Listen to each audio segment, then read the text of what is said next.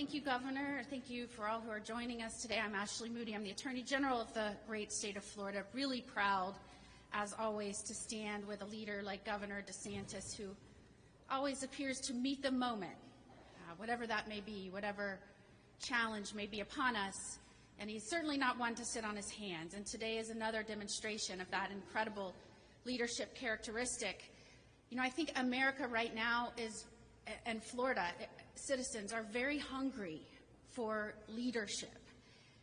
This is unprecedented to have this much focus on a presidential nominee with the type of rhetoric and threats coming out of the mouths of so many people. And I will just say, it was really disappointing to hear the president say that President Trump should be put in a bullseye just days before we saw the first assassination attempt, and then weeks later at the DNC say that that threat was still very much alive, and now again, in under 30 days, another assassination attempt.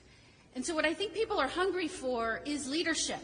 They don't want somebody to come out and say, Secret Service needs to tell us what they need and Congress should do something about it. It may very well be that more resources need to be dedicated to Secret Service. But leadership is about strategy. It's about implementing a plan. It's about determining where your gaps are, your deficiencies, and filling those in. I mean, look no further than our governor when we were hit by a major catastrophe like Ian, a hurricane, and he didn't say, somebody give them money. And he didn't say, you do this. He built a bridge in 3 days. He got it done. I told him that's what he should have ran on when he ran for re-election. That was it. The motto should have been a bridge in 3 days.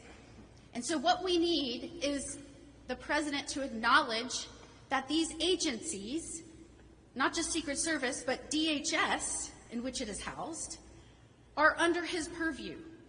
That is what the people elected him to be, our commander-in-chief and the head of an executive branch which is made up of agencies. And that means when something happens and goes wrong, you are in the details and you are formulating a plan, and it may not always be just about money. It's about leadership. And right now, the American people need to know we're on this. Sometimes states have the ability and the jurisdiction to bring charges and go after maximum penalties that maybe the federal government does not. And that doesn't mean it's a turf war. Somebody asked me about that before. It is very common for state investigators, state prosecutors to work with our federal prosecutors and federal agents on dual tracks with different purposes. And we may have different charges here, and that's why with Governor DeSantis' leadership, I am proud that Florida Department of Law Enforcement and the Florida Highway Patrol will be looking into and investigating what happened when something went terribly wrong, when someone was allowed to remain on the periphery of a golf course in a tree line for 12 hours and get within 500 feet of the President of the United States. We also need trust and transparency. And that's why I'm very proud of the state of Florida for stepping up and this governor for stepping up and delivering that to Floridians and the American people. It is awkward, to say the least, to have a prosecutorial agency and an investigatory agency that is bringing charges and seeking to put the victim away for life, being the same agency and prosecutors that are going after the would-be assassin.